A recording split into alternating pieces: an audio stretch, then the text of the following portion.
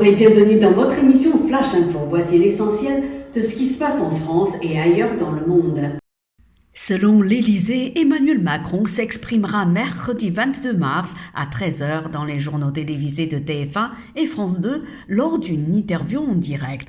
Il s'agit de sa première prise de parole après l'adoption via l'article 49.3 de la réforme des retraites et le rejet de 2 motions de censure contre le gouvernement Borne. Après l'adoption du texte de la réforme des retraites lundi soir, des manifestations spontanées ont rassemblé plusieurs milliers de personnes dans tout le pays. 234 personnes ont été interpellées dans la capitale pour 240 dégradations volontaires par incendie constatées selon la police.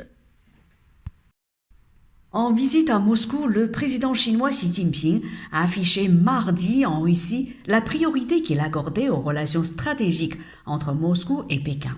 Pour le Figaro, cela signifie son entente avec Vladimir Poutine face aux Occidentaux en plein conflit en Ukraine.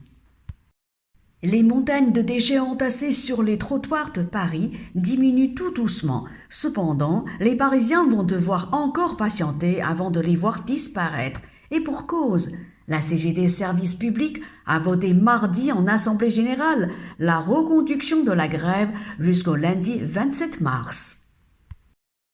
Selon le Figaro, la Maison-Blanche discute activement en ce moment avec Pékin d'une possible visite de 2 ministres afin de mener un dialogue économique avec la Chine. La collecte du livret A a atteint 6,27 milliards d'euros en février, soit sa plus forte moisson pour un mois de février depuis 2009. En un an, sa collecte a plus que doublé, encouragée par le relèvement de son taux passé à 3% le 1er février. C'est la fin de cette émission. Merci à vous de l'avoir suivi. À demain sur Mandarin TV.